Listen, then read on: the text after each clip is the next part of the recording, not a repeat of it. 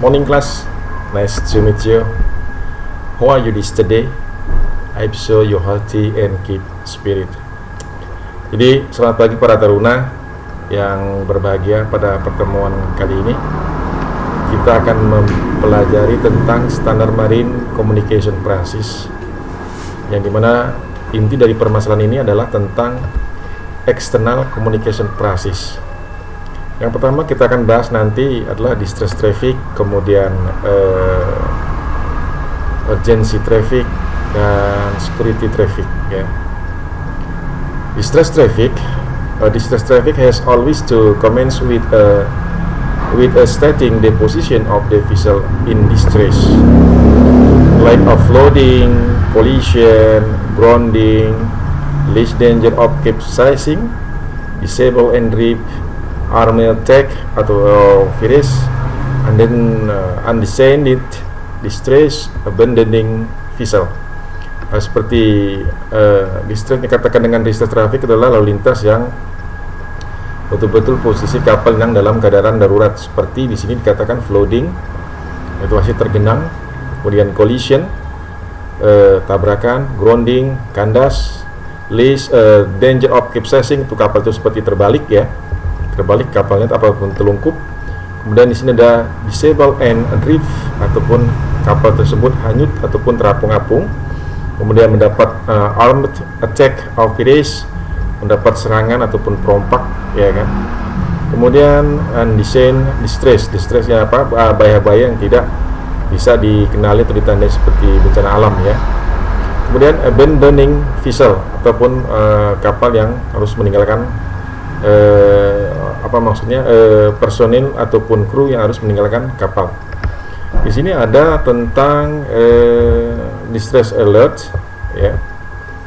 Ya, biasa itu di broadcast di VHF channel 70 ya. Broadcast on VHF channel 70 by a person or vehicle in grave and imminent danger requiring immediate assistance. Jadi pancaran ini dipancarkan dalam channel 70 VHF DSC Digital Selective Call, ataupun dalam channel 16 ya, 16 yaitu frekuensi marbahaya internasional untuk VHF ya.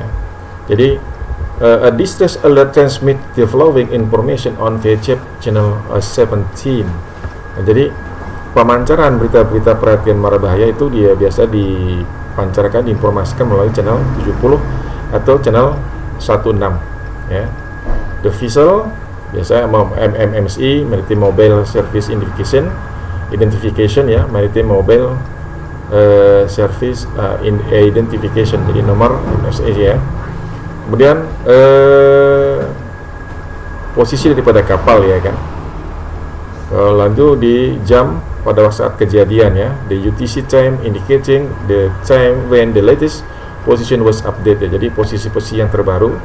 Kemudian jadi jenis bahaya, the nature of distress.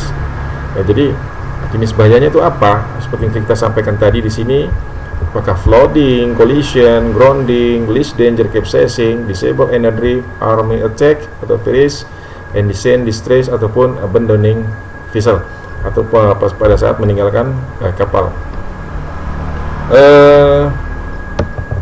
The vessel positions and UTC time indicating the time when the latest position was updated that are transmitted within a distress alert is a very important information for the rescue operation. So, if VHF radio is not interfaced with GPS or automatic GPS enter of position is not valid, position and time should be updated manually. Jadi kapal-kapal posisi daripada kapal-kapal itu selalu harus dalam jam daripada jam UTC, di mana perbedaan antara UTC dengan local time itu sekitar 7 jam ya. UTC singkatan daripada Universal Time Coordinate, ataupun kalau dulu namanya GMT ya, Greenwich Mean Time ya. Jadi perbedaan dengan kita di Indonesia adalah 7 jam ya, menunjukkan waktu yang di dalam UTC ya.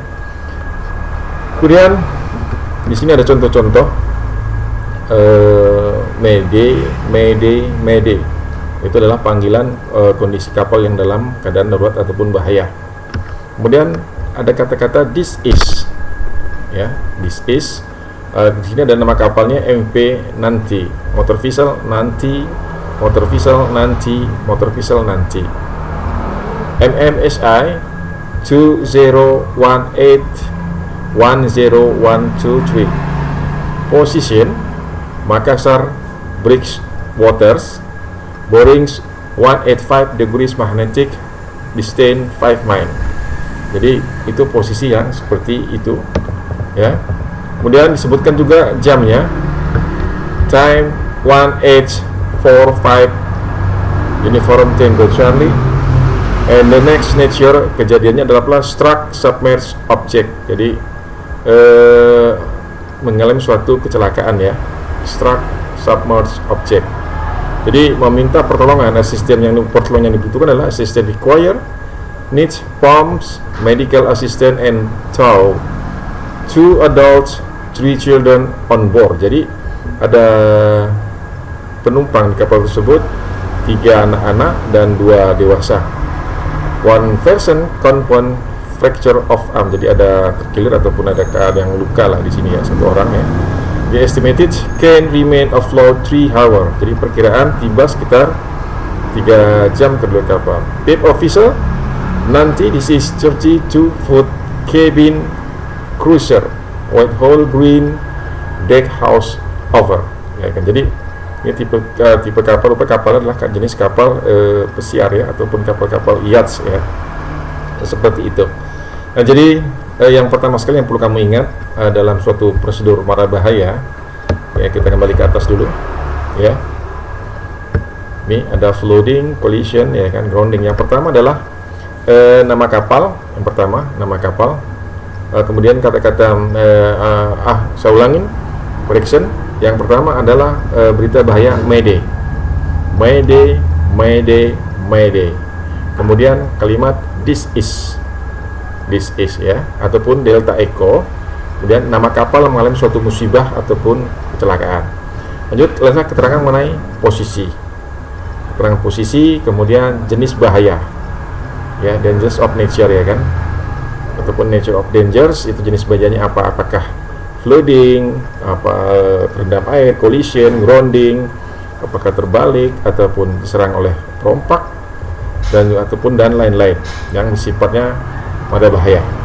Jadi itu kamu pahamin dulu tentang external communication process, yang pada saat ini kita akan membahas tentang distress traffic ini ya.